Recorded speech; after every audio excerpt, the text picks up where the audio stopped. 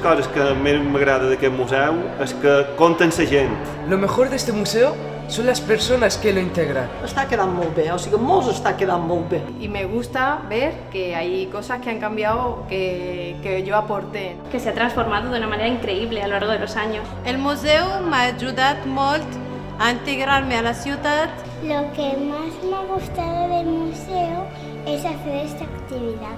Las máquinas y todo bien explicado lo que tiene. Me gusta el museo porque tiene una sala de juegos para mí. Bueno, però jo lo millor és que existeixi.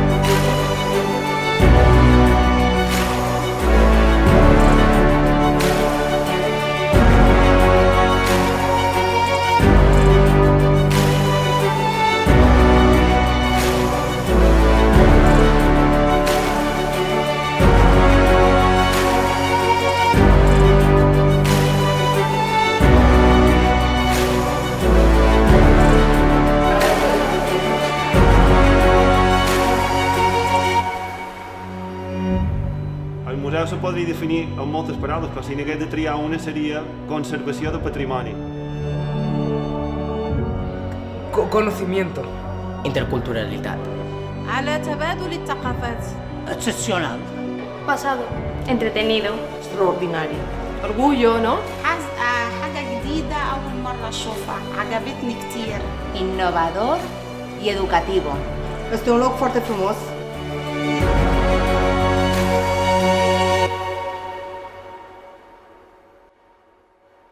I'm here talking with Aina Ferrero, who is from the Museum of Footwear and Industry in Inca, Spain.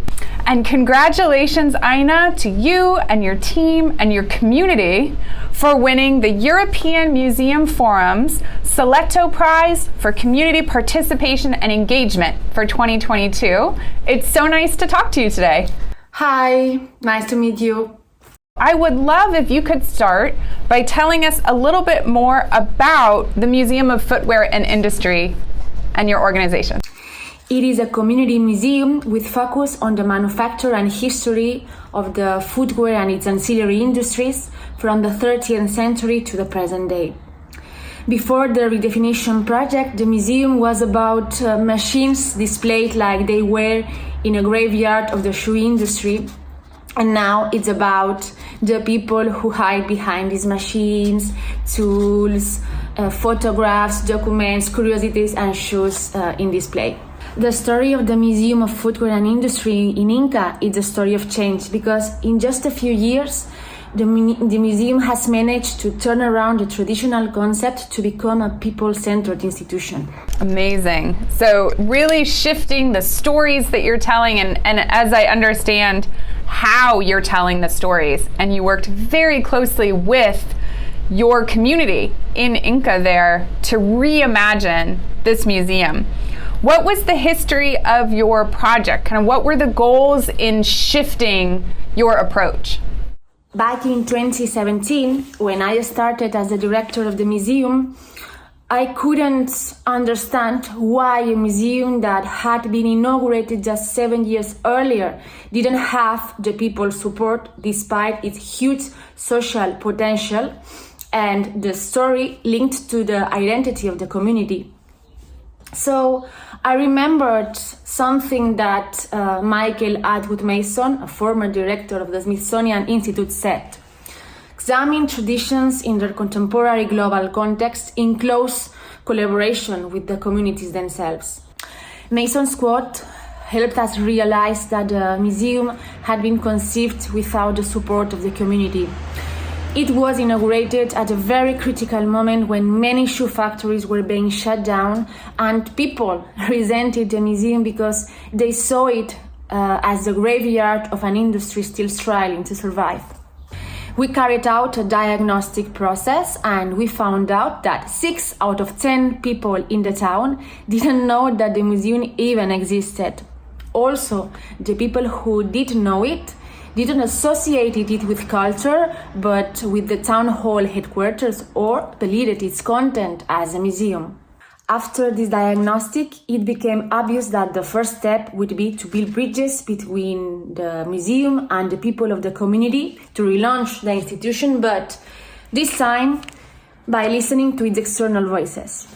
Then, the museum started an extensive audience research which was intended to engage the people of Inca, who had the right to decide how they wanted their story to be told. And all the opinions expressed by the participants were borne in mind for the reopening of our permanent exhibition. Yes, that's an amazing shift and a challenge to build the relationship and the trust of your local community. As you said, it was on the tail end of an industry that was leaving, that was dying in a way, and so I could see where it was a hard moment for the community to deal with. Yeah. So we wanted the community to realize that the museum was not their enemy, but an ally in the search for solutions to their uncertain socioeconomic future.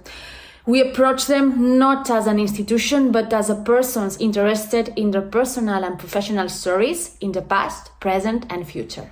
Yeah, you mentioned in your description of the project, you talk about a co-creative relationship with your local community. Can you tell us more about what does that look like? How does that work?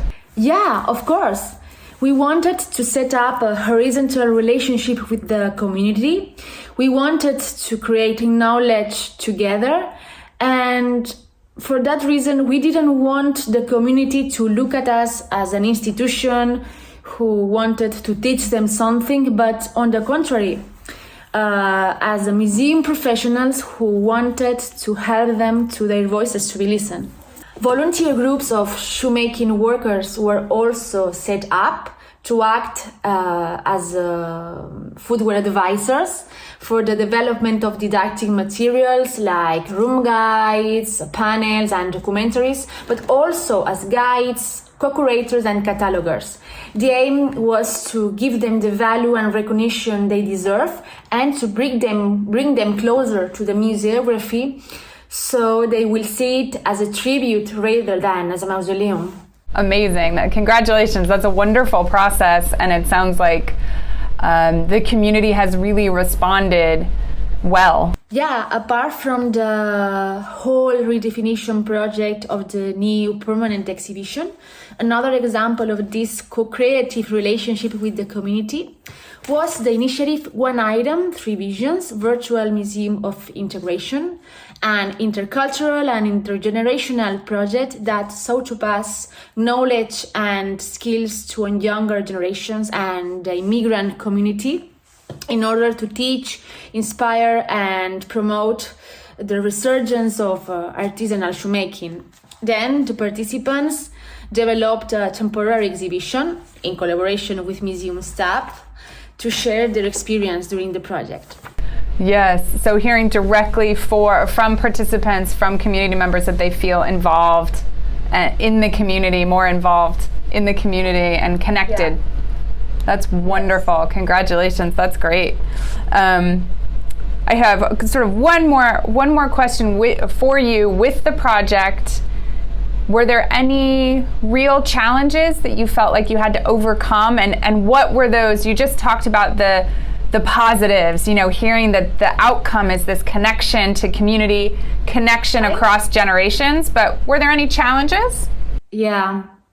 Once we had the motivation, the concept, a closer relationship with the community, a lot of information regarding the needs and concerns of the current and future visitors, yet one big problem still remained. We didn't have enough money to put all our ideas into practice, but that didn't stop us, and we never gave up, because lack of funds meant alternative solutions, and from that moment on, creativity became our greatest asset. The museum partnered with the carpentry school for the apprentices to make the exhibition furniture. Material from previous exhibition was reused and collected, and cheap yet effective museographic resources were implemented, such as a shoebox wall to compartmentalize spaces. That many people in the town found out what we were doing, which resulted in the museum receiving new donations as well as plenty partnership proposals. Maybe the greatest symbolic achievement was the partnership with the main Incas Footwear Manufacturers Association, something unthinkable just a few years ago.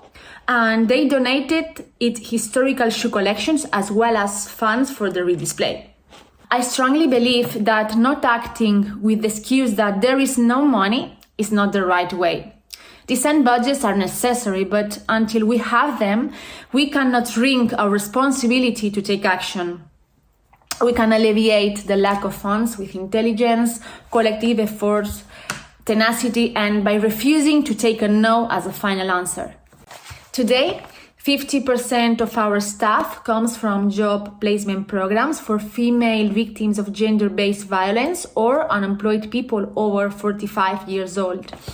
We also have a collaboration with an association of people with mild intellectual disability to guide some tours to the exhibitions. And we also run a dual training program that combines training in shoemaking in our museum premises with employment contracts in factories.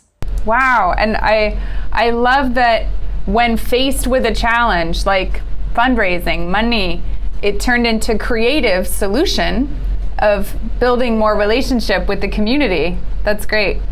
I have one last question, if that's okay. Yes. What advice would you give to another organization trying to create trust with their community like you have? What advice would you give? I think we have to approach the community in a horizontal and personal way. We have to make the community realize that the museum is not an hierarchical and old-fashioned institution, but a kind place growing at the same time that the society, looking forward, meeting them and help them in their needs and concerns. Wonderful. Well, thank you so much. It was so lovely to speak to you today. Congratulations again to you and your team and your community for the wonderful work you've done. It was nice to hear about it. Thank you.